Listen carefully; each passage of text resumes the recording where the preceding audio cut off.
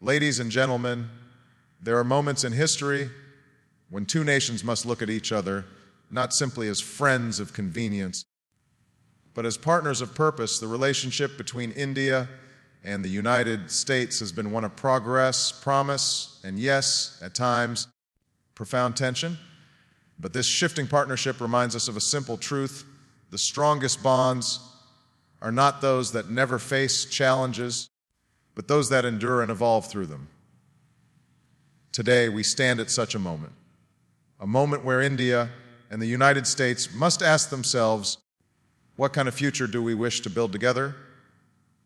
Not just for our governments, but for our people, for the generations who will inherit the world we leave behind. Both nations have always spoken proudly of their democratic traditions, and rightly so.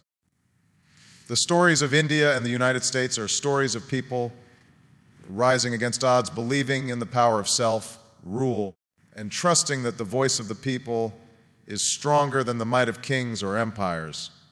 But the truth is, democracy is not a gift you receive once and keep forever. It is fragile. It is demanding. It requires constant attention, constant renewal, and constant defense. And if we are not careful, if we take it for granted, it can slip away piece by piece, not through a single dramatic event, but through slow erosion, erosion of trust, erosion of fairness, erosion of respect for one another. For India and the United States, this is not just about protecting their own internal systems. It is about protecting the very foundation upon which their partnership rests. Because if you strip away the trade deals, the military cooperation, the cultural exchanges, what binds these two nations most deeply is the idea that governments exist to serve people, not the other way around. That leaders are accountable. That citizens, no matter how powerful or powerless, have a right to be heard. That is the bond that no rival nation can imitate, no competing system can replicate. But here is the challenge: when democratic values are weakened at home, when freedoms are restricted, when minorities feel voiceless, when public trust in institutions is corroded, it becomes harder to stand together on the world stage. It becomes harder to inspire others, and let us be honest, both nations have struggled with this. Both have seen moments when the ideals written on paper did not match the realities lived by their people. Both have faced protests in their streets, skepticism in their media, and doubt among their citizens. That does not mean the ideals were false. It means the work of democracy is unfinished.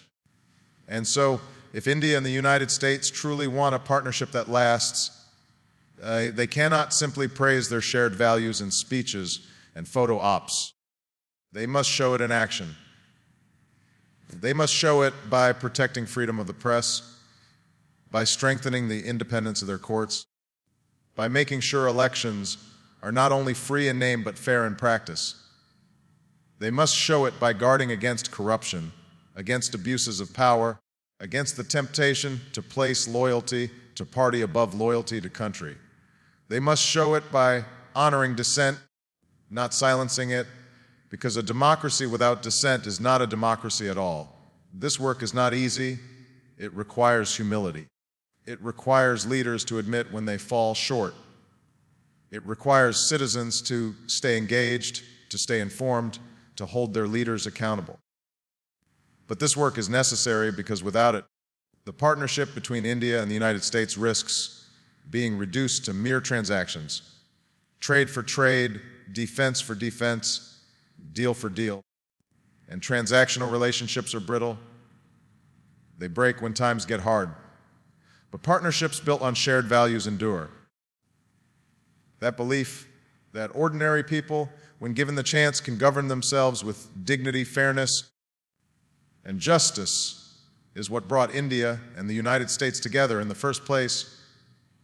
It is what gave meaning to their alliance, and it is what must guide them forward if they are to remain not just partners of convenience, but partners of conviction. Economic cooperation between India and the United States is not a luxury, It is a necessity in this century. Both nations stand at the crossroads of history.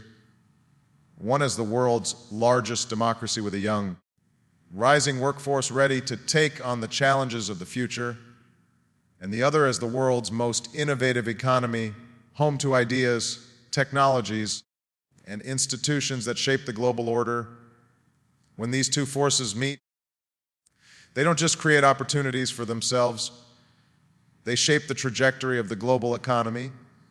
But the danger is real if they choose rivalry over cooperation, if they allow trade disputes, tariffs, or mistrust to overshadow the larger picture. They risk weakening not just their own growth, but the growth of millions who depend on them. The reality is clear. India cannot fully harness the potential of its population without access to global markets, technology, and investment. The United States, for all its wealth and innovation, cannot remain a leader in the 21st century without partners who bring scale, talent, and new markets to the table. Each has what the other needs. India brings scale, resilience, and a hunger for progress. The United States brings capital, innovation, and the ability to turn bold ideas into global industries. Together, they are not competitors in the true sense, they are complements. But recognizing that truth requires both nations to set aside short-term disagreements and think in terms of long-term vision. Too often, economic discussions are reduced to a zero-sum game: who gets the better trade deal, who wins in negotiations, who gains more from investments.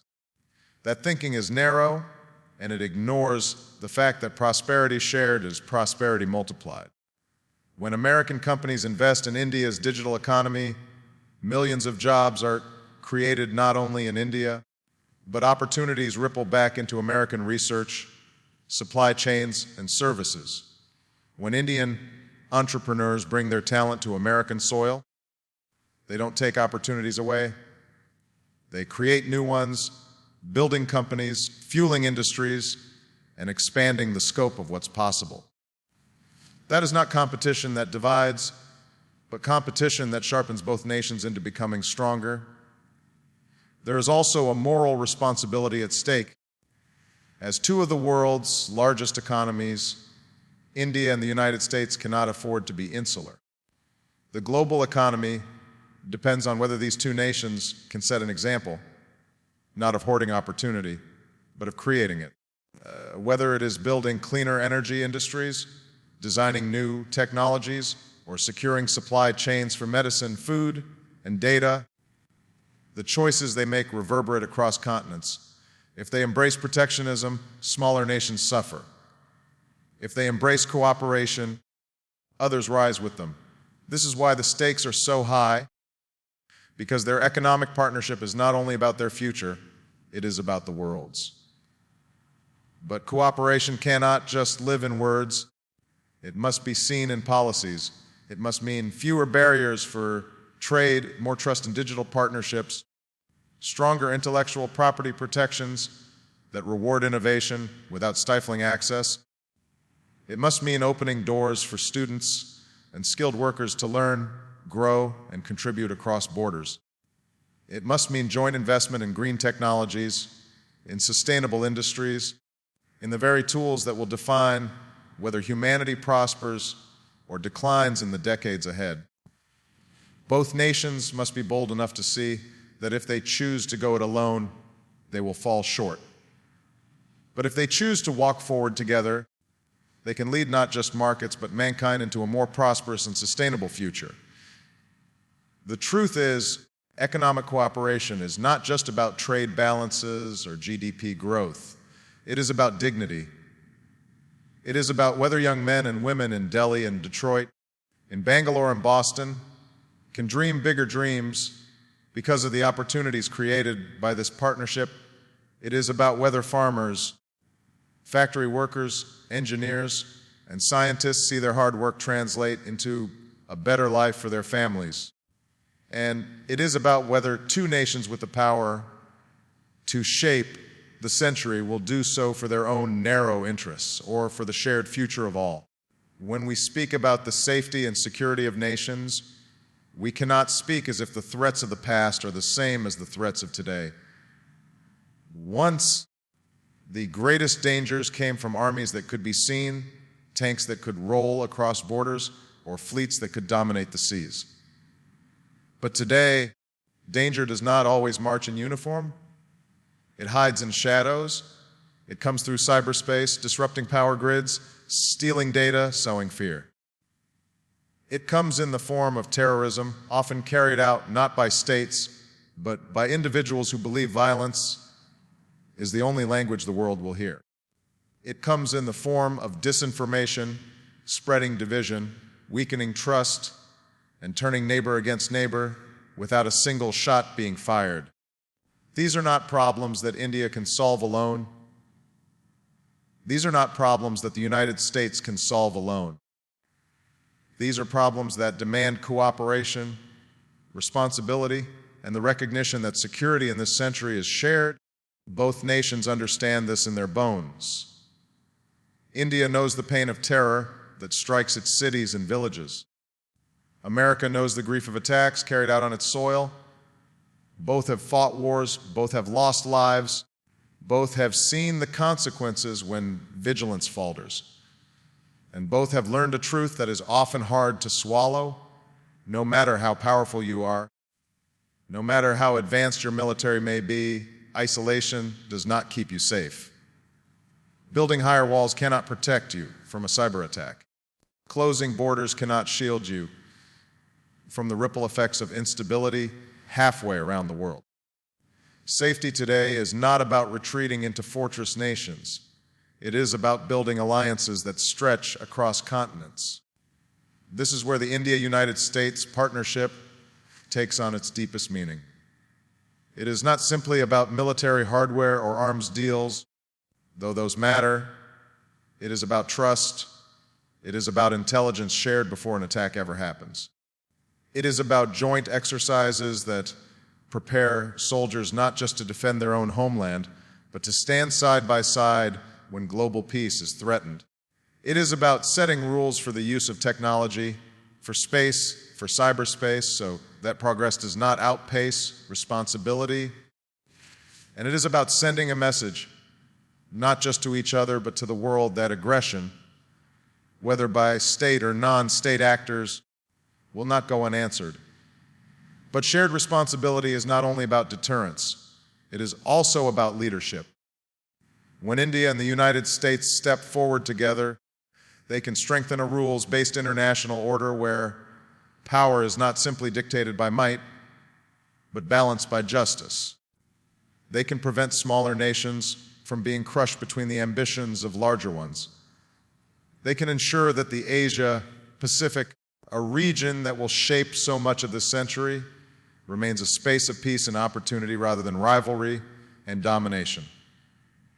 And make no mistake, if they fail to act, if they leave a vacuum, there are others ready to fill it. Powers that may not share the same respect for freedom, for sovereignty, or for the dignity of nations. Responsibility also extends inward. Security is not only about what happens on the battlefield or in the oceans. It is about the safety of communities, the resilience of institutions, the ability of ordinary citizens to live without fear. That is why both nations must not only work together abroad, but also strengthen themselves at home. They must build stronger cyber defenses, protect critical infrastructure, and ensure that their own democratic institutions are not weakened by division or manipulation. Because a nation that is divided within cannot stand strong without. And so, the question is not whether India and the United States will face threats in the years to come. They will. The question is whether they will face them alone or whether they will stand shoulder to shoulder, recognizing that when one is safer, both are safer. For in this interconnected world, security is no longer the property of one nation. It is a responsibility shared by all who believe in peace, freedom, and the dignity of human life. Climate change is not a distant storm waiting on the horizon. It is here, now shaping the way we live, the way we work, and the way we survive. You can feel it in the rising heat waves across Indian cities, where summer days break records year after year. You can see it in the wildfires and hurricanes that batter American communities, costing billions of dollars and claiming precious lives. You can taste it in the scarcity of clean water as droughts grow longer and more severe. And you can witness it in the faces of farmers who see their crops wither, of families forced to leave homes swallowed by rising seas. This is not a problem waiting for tomorrow's leaders. This is the defining test of today. India and the United States, by their size, their economies, and their influence, are central to the solution, or central to the problem. They are among the world's largest consumers of energy, and they are also among the most capable nations of leading a transformation to clean energy. And yet, too often, short-term politics gets in the way of long-term vision. Too often, leaders choose the comfort of old industries over the courage to build new ones. But here is the truth. Clinging to the energy of the past will not protect jobs, it will not grow prosperity, and it will not preserve the planet. The nations that lead the clean energy revolution will not only save the earth, they will own the future economy. This is where cooperation between India and the United States must rise above rhetoric. India, with its vast population and growing energy demands, has the scale to shift global markets if it embraces renewable energy at the pace the world requires. The United States, with its scientific institutions, research, and technological power, has the tools to make renewable energy more efficient, more affordable, and more accessible. One nation brings reach, the other brings innovation. And together, they can create a blueprint that the rest of the world can follow. But to do so, both nations must be bold. They must invest not just in solar panels and wind farms, but in energy storage, smart grids, and technologies that can carry clean power to the most remote village and the most crowded city alike. They must push industries to reimagine what is possible, moving beyond fossil fuels not as an act of sacrifice, but as an act of opportunity to create new industries, to spark millions of jobs, to power economies without poisoning the air children breathe. And they must hold each other accountable, not shying away when promises fall short, but pushing one another toward higher ambition because the stakes are too high for complacency. There is also a moral dimension. The poorest communities, whether in South Asia or the American Midwest, are often the ones who suffer most from climate change, even though they have contributed the least to it. Rising seas do not ask for passports. Hurricanes do not check for citizenship. Droughts do not discriminate. This is a global challenge that demands global solidarity. If India and the United States, with all their wealth and influence, do not lead, then who will? If they choose hesitation, the cost will be borne not by politicians making decisions in air-conditioned halls, but by farmers, by laborers, by children who deserve better. The choice is clear. The question is whether these two nations can look past the divisions of the moment and seize the responsibility of the century. If they do, they will not only slow the rising seas or cool the warming earth, they will prove to humanity that even the greatest challenges can be met when nations act not as rivals, but as partners. And history will remember that when the planet was in peril, two nations stood tall enough to say, "We will not pass this burden on. We will carry it together." When we talk about the partnership between India and the United States, it is tempting to focus only on treaties, trade agreements, or military cooperation. Those things matter, but if we stop there, we miss the very heart of this relationship. Because what gives it life, what gives it endurance, what makes it more than a set of signatures on paper, are the ties between people, the millions of human stories woven across oceans and continents. These are the ties that politicians cannot manufacture and rivals cannot easily break. Think of the students who leave their homes in Delhi, Mumbai, or Bangalore to study in Boston, Chicago, or San Francisco. They do not just bring with them ambition, they bring culture, perspective, and a hunger to learn. They become scientists, doctors, engineers, entrepreneurs, building lives in a new country while carrying pieces of India within them. And in return, they enrich America's campuses, its companies, and its communities. Think of the Indian Americans who are now leaders in medicine, in technology, in government.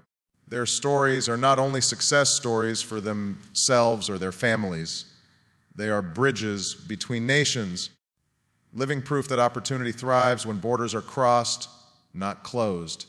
At the same time, countless American companies have planted roots in Indian soil, from Silicon Valley giants setting up offices in Hyderabad to small businesses finding new partners in India's cities and towns.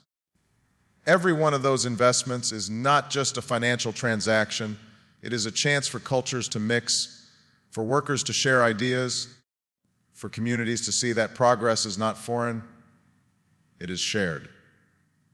And every time an American entrepreneur builds a team in India, or an Indian startup expands to the US, what is created is not only profit, but trust.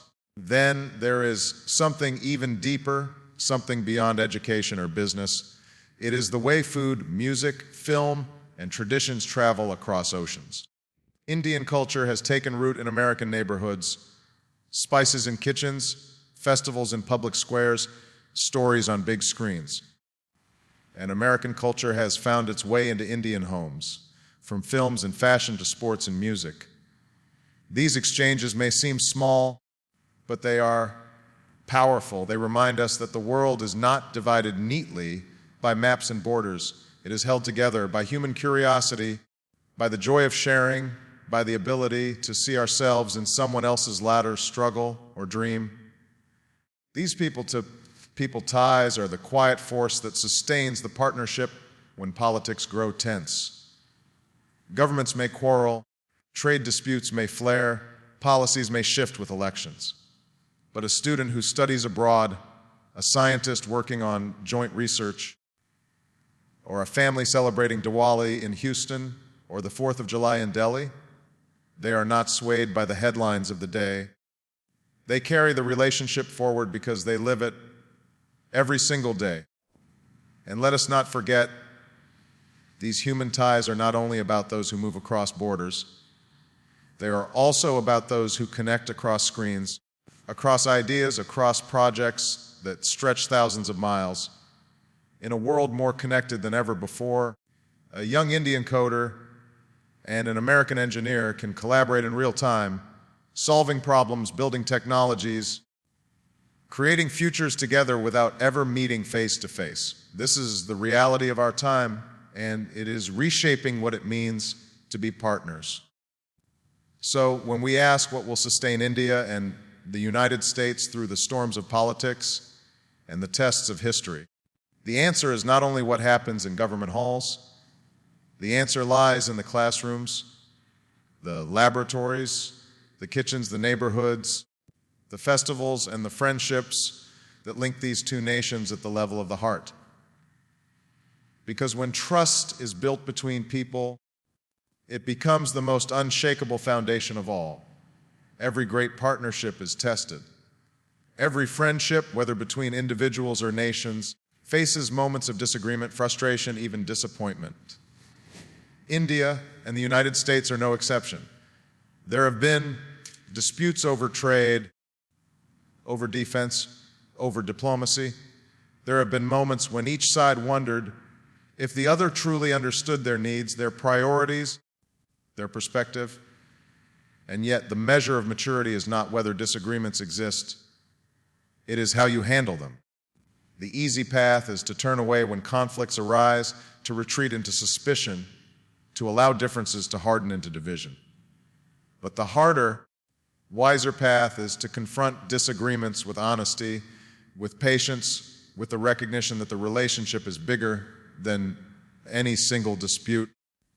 For India and the United States, this means remembering that what binds them together is far greater than what pulls them apart. Yes, they may argue over tariffs. Yes, they may clash on questions of foreign policy. Yes, they may differ on climate commitments or defense purchases. But underneath these tensions is a bedrock of shared values and interests that is not easily shaken. Both nations want stability in the world. Both want economic growth that lifts their people. Both want to stand as leaders in a century where democracy is under test. These commonalities do not erase disagreements, but they ensure that disagreements are never the end of the story. In fact, handled properly, disagreements can strengthen the partnership. They can force each side to better understand the other, to consider perspectives that may not come naturally. They can push negotiators to find creative solutions, to compromise not from weakness but from strength. They can remind leaders that respect is not shown by avoiding conflict, but by engaging in it with the belief that the relationship is worth preserving. This requires discipline. It requires leaders who are willing to listen, not only to their own citizens, but to each other. It requires negotiators who do not see every discussion as a zero-sum battle, but as an opportunity to find balance. And it requires patience because trust is not built overnight, and when tested, it must be rebuilt with care. The history of India-US relations proves this point. Time and again, disagreements have surfaced, sometimes threatening to undo progress, and yet, time and again, both sides have chosen not to let the relationship unravel. They have stepped back from the brink, reaffirmed their partnership, and moved forward. That resilience is what makes the bond credible, not perfection, but perseverance. So as both nations look ahead, they must recognize that disagreements are not signs of failure. They are signs of engagement. They are proof that both sides care deeply enough to argue, to insist, to push. What matters most is not the presence of conflict, but the refusal to allow conflict to define the partnership. Because at the end of the day, the United States and India do not have the luxury of drifting apart. The world is too interconnected, the challenge is too vast, the stakes too high. If they stumble, others will fill the void. Others whose values may not align with democracy, with human rights, with the kind of future that both nations want for their people. Therefore, let their disagreements be vigorous, but let their partnership be unbreakable. Let their debates be sharp, but let their vision be shared. And let them always remember that the test of a true partnership is not whether storms come, but whether both ships choose to sail together through them. So, in this moment, as the world shifts and challenges mount, the partnership between India and the United States stands at a crossroads. We can allow doubt, division, and distrust to pull us apart, or we can choose to lean into the hard work of unity, the courage of cooperation, and the faith that our shared values are stronger than any single dispute. This is not just about trade agreements or military alliances. It is about proving that democracy can still thrive in a world full of cynicism. It is about showing that progress can be pursued without leaving the vulnerable behind. It is about telling the next generation that we did not falter when history demanded vision. Let us remember, partnerships are not measured by how easy the path is, but by how committed we are when the road grows steep. India and the United States have weathered disagreements before. They will face them again. But if they choose to hold fast to the ideals that first brought them together, freedom, dignity, opportunity, then their bond will not only endure, it will lead. And so let us walk forward together, not as perfect nations, but as determined nations. Not as rivals divided by fear, but as partners united by hope. If we have the wisdom to choose that path, then the story of India and the United States will not be one of fading friendship, but of a partnership renewed, one that lights the way for the world in this century and beyond. Thank you.